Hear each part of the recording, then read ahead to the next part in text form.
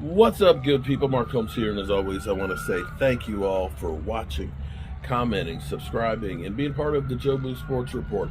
Without you guys, as well as you ladies, you know that this literally does not work. I hope everybody is having a great Taco Tuesday. Hope all your taco dreams come true. And I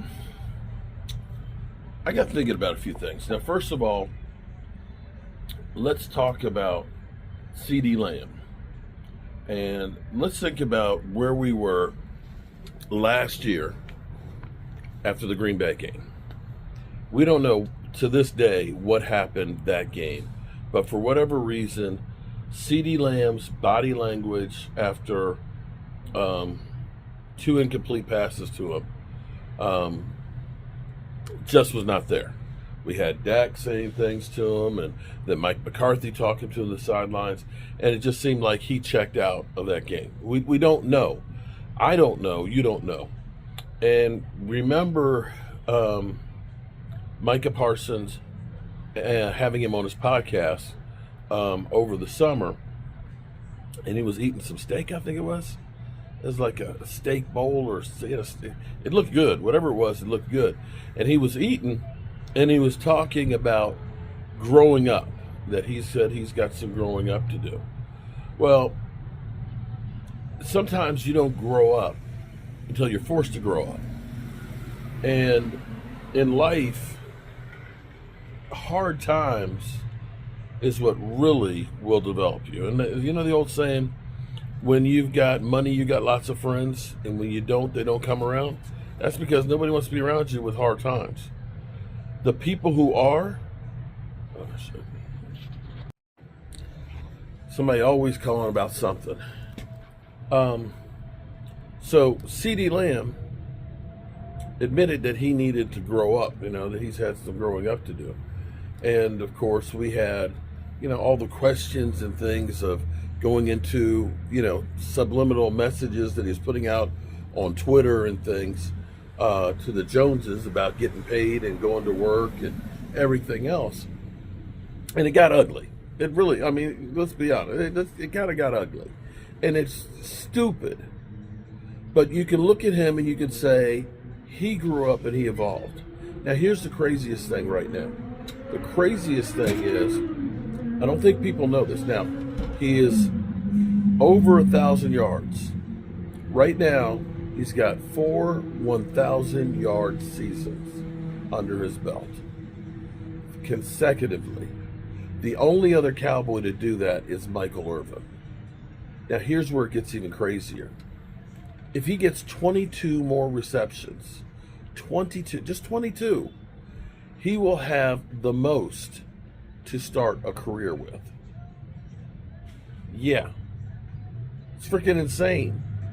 He is borderline ready to make some history. And unfortunately, it's on a bad team. And here's where things are kind of crazy, because we also know that Micah Parsons has 49 sacks. If he ends up getting one more, he'll, hit 50 already in his first 4 years. If he ends up getting 1.5, he'll have double-digit sacks to start his career 4 years in a row, which there's only 4 guys currently that have done that. That's insane. And when you look at Rico right now, Rico, yards after contact the last 3 weeks, he's like number one. Yards, in general, 392, he's number one. He's literally the last 3 games at the top of the rushing numbers. And so you have to ask yourself, is this legitimate? Is this legitimate?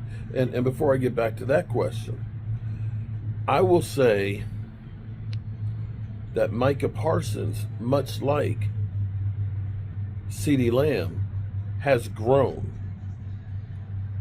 When you saw Micah Parsons at the beginning of the season yucking it up, and with big play Slay, and literally we got mollywopped. We got mollywopped by New Orleans, I think it was, or Baltimore, and yeah, that shit wasn't funny, and rubbed people really the wrong way.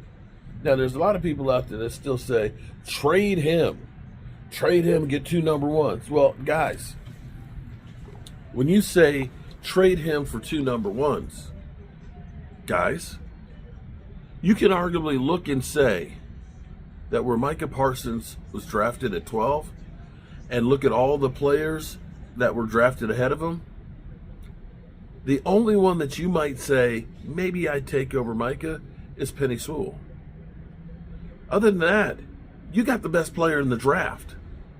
So let me say with feelings, if you were to get 2 number ones, are you expecting to get the number 1 player in the draft?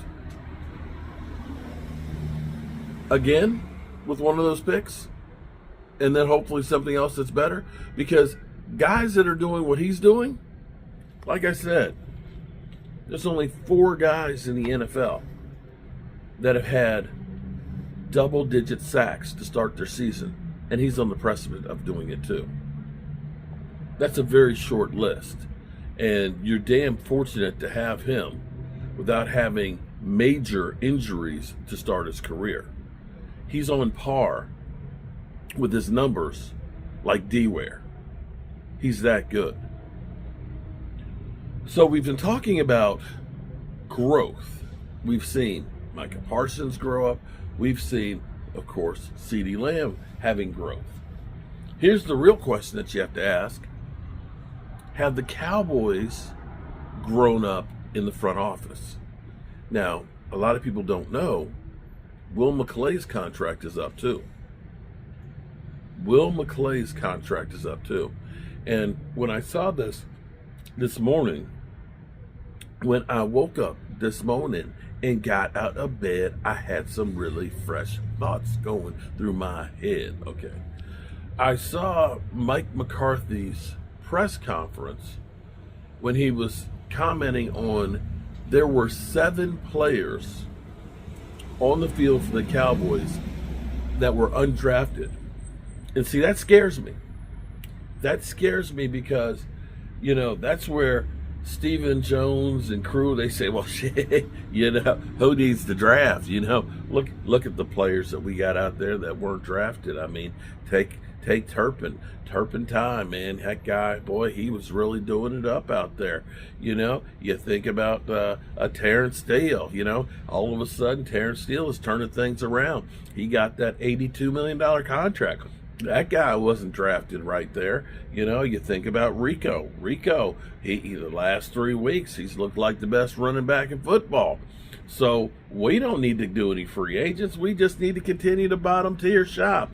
You know, we'll get the undrafted guys because we like signing those free agents, rookie undrafted. We love to get the USFL guys because we get them and we're not paying a whole lot of money for them.